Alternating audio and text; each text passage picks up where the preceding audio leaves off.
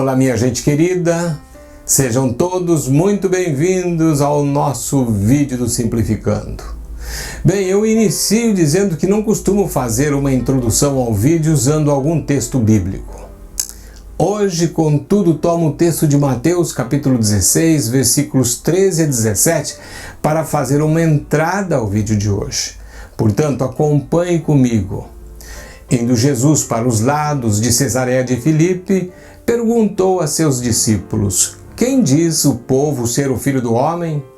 E eles responderam: uns dizem João Batista, outros Elias e outros Jeremias ou alguns dos profetas. Mas vós, continuou ele, quem dizeis que eu sou? Respondendo Simão Pedro disse: tu és o Cristo, Filho do Deus vivo. Então Jesus lhe afirmou: bem-aventurado és, Simão Barjonas, porque não foi carne e sangue que tu revelaram, mas meu Pai que está nos céus. Quando Jesus estava cruzando a região de Cesareia de Filipe, ele perguntou aos seus discípulos quem diz o povo ser o Filho do Homem. Na realidade, Jesus não estava preocupado com a opinião pública nem com os argumentos falsos. O Senhor estava guiando os discípulos a um assunto central que era o que realmente interessava. Com isto em mente, vamos ao vídeo de hoje. Vamos juntos nessa jornada.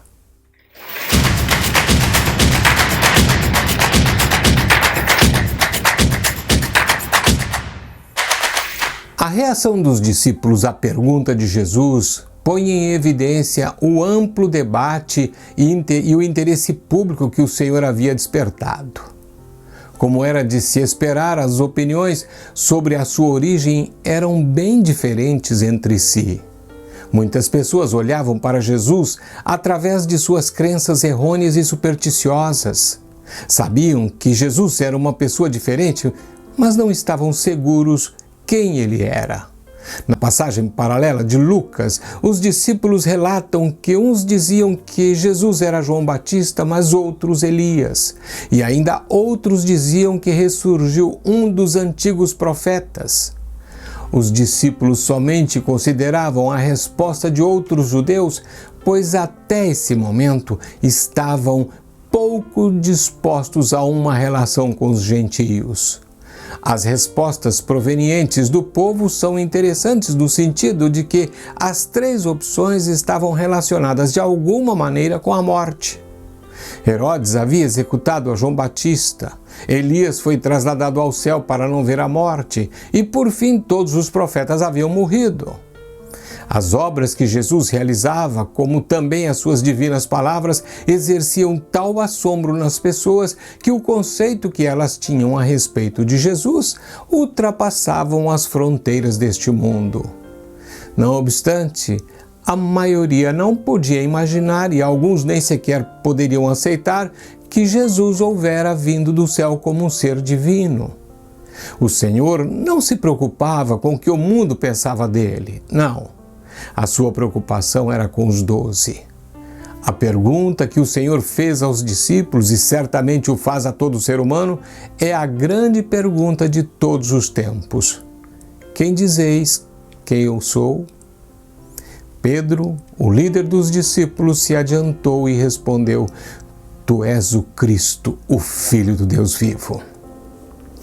A resposta não era totalmente dele. Era de fato de tal importância que Deus considerou apropriado revelá-la a Pedro. Não se tratava de uma primeira revelação do Pai concernente a Jesus. Desde os profetas do Antigo Testamento, passando pela anunciação a Maria e o sonho revelador de José, Deus mesmo deu testemunho de que Jesus era seu filho.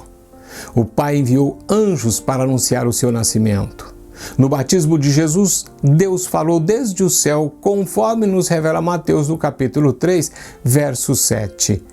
Este é o meu Filho amado, em quem me comprazo. A Bíblia não revela se algum dos discípulos estava presente no batismo de Jesus, mas seguramente souberam a respeito daquela voz vinda do céu, especialmente aqueles que haviam sido discípulos de João o Batista, que falava com frequência a respeito daquele que viria. Deus desejava que a resposta de Pedro sobre a identidade de Jesus fosse tão certa que ele mesmo deu a resposta, revelando-a a Pedro. Conclusão, queridos. Finalizando por hoje e pegando o gancho do assunto, pergunto: que resposta damos a respeito de Jesus? Como o consideramos?